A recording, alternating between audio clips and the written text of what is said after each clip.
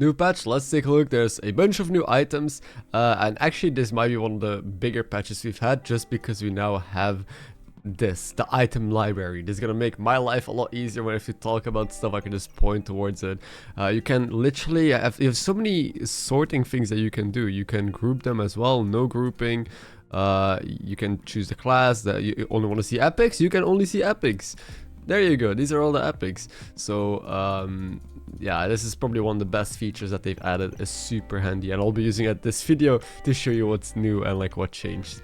So anyway, when we look at the patch notes, so they added the item library. This is also accessible in the game itself. You can also now check recipes here. Well, previously you had to do it in the game while you were in a game. Right now you can just check them here. They also added 3 new items, or I guess 4 new items if you count burning coal. But basically you can burn coal. So if you have coal and you set it on fire, which is done through either like a dragon egg or just a dragon in general, or you can burn coal by having a Charizard next to it. So I'll show you guys what it looks like. This is the burning coal, which is just a normal coal next to a dragon egg, which is this thing, or a dragon, you know, could be a chunk as well. Either way, you just need to find a way to light it on fire. And what it does is it gives, well, if you put it on a weapon again, it has 15% chance to deal +5 damage and gain 1 heat.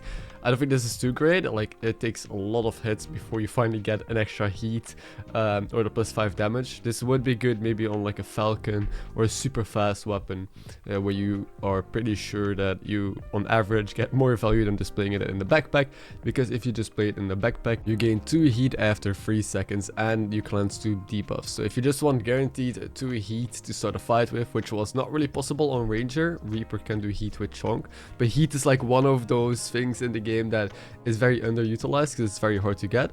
But now you can, so you can gain 2 heat after 3 seconds. And if you don't remember what heat does, it basically speeds everything up by 2%. So 1 heat is everything in your backpack goes 2% faster.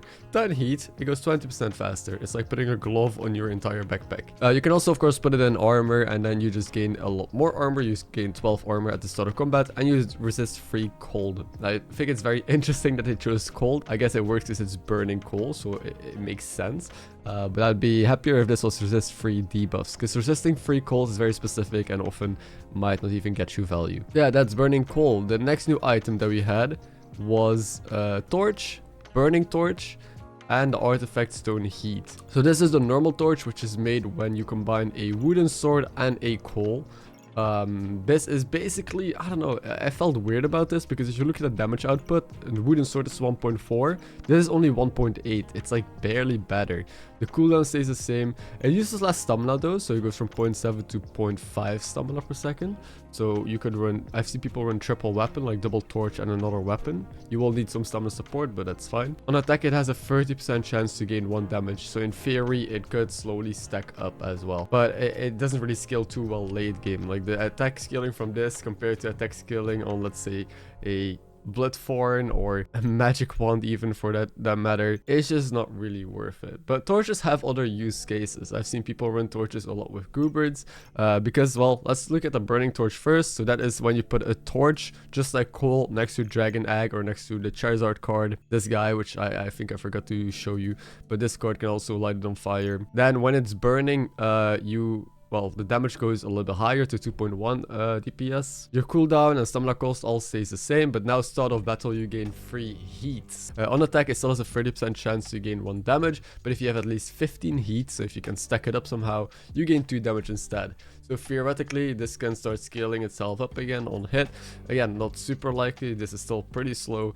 But it is a thing. What people mainly have been doing so far is just running torches with like Gooberts because they're fast, they trigger really quickly, they're very compact, they're easy to make early. You just gotta find a way to light them on fire, and then yeah, you have great Goober triggers and your backpack should be pretty correct. And then you have the new artifact stone. So this is a unique item, super hard to find, just like pumpkin, Tim, like all of these.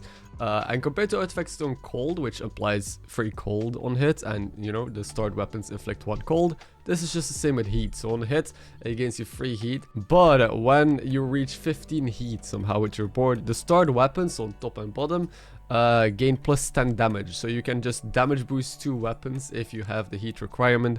You definitely want to play this with a bag of stones, keep applying heat. Yeah, I think it's a pretty good one. I think most of the time when you see this, you could take it no matter what you play because it just fits with everything, right? Why would you not want free speed on your board that keeps stacking and maybe potential damage? Except for when it's really expensive, I guess, or you're playing like fatigue, or I don't even know. Even if fatigue, this could be good. So artifacts on heat, I like it. I think it's strong. Now, when it comes to balance changes, some really important ones and some very discussed ones. I've seen a lot of people talk about the rework of potion belt. So potion belt, how it used to work is whenever you have potions inside and you consume them, they have a percentage chance to maybe trigger another potion in the belt. So that made positioning really important. That made getting potion belts just in general super important. But now they kind of completely killed potion belt. It's really bad right now. You don't even want to buy it for your potions anymore. You just sometimes buy it if it's on sale or if you need the space. And I guess you have bonus effects when potions are inside. So let me show you what they actually do now. Here it is. So it is when 2 potions are consumed inside, you gain a random buff. It's like a call kind of after 2 potions are consumed. When 4 potions are consumed, you cleanse 3 debuffs. So yeah, a very underwhelming, but potion belt definitely was too strong. Potions in general were too strong. Literally everyone, whatever build you are, people were playing potions. It just made sense. They're strong, they're good, why not? So this will hopefully like make that happen less. People will probably be playing less potions unless you really need them for a specific build. But that means that, like, for example, Pestilence Flask with Death Side, that comp is a lot worse. The general potion stack comps, like maybe Unhealing Reaper with all of the Health Flask, or people who wanted to use Strong Skins potions, like the Spikes gain with something. So yeah, keep that in mind. Poison Ivy also finally got nerfed. So it no longer applies to +5 poison when reaching the threshold. That was my first suggestion because I feel like it was a decent buff, but clearly when Poison Ivy is too strong, we gotta get rid of something. So once you hit your 19 poison now, it's not gonna instantly apply 5 more poison like it used to. And the damage bonus is reduced, so from 25% to only 20%. I think that's fine. I think Poison Ivy is probably still playable. I think it still works. It's definitely going to be worse now, but I don't think they completely killed it with this. Amethyst in a weapon now triggers on hit instead of on attack, so this is just for consistency, nothing too crazy. Stone Skin Potion, now this is a big one, went from 5 gold to 6 gold. That's the potion that gives you armor. So them increasing the cost, well, most of the time, again, people are just playing potion stacks. Everyone just picks Stone Skin Potions. It's just, it fits so well. It feels so natural. But now you're going to think about it twice. It's like the Pestilence Flask nerf from a while ago where it went from 5 gold to 7 gold.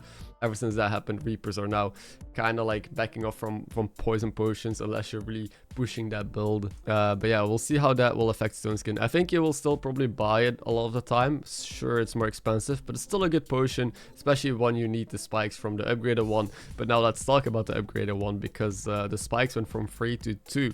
So if you need a lot of spikes quickly, yeah, it's gonna be harder. But the duration is increased from 3 seconds to 4 seconds. So overall, it's a nerf, because if you want a lot of spikes, for example, to gain poison with your Poison Ivy, yeah, it's nerfed. If you need a lot of spikes for your lamp, if you're doing the insta lamp build, that got nerfed, which is probably a good thing. But for example, if you're playing the Claw of Attack build where you have Stone Skin Potions pop for spikes, so your claws go faster for a little bit, sure, you have less spikes now, but it's an extra second. So technically speaking, it's not that big of a nerf, because even though they go a little less fast, they go longer for fast. Wait, fast for longer.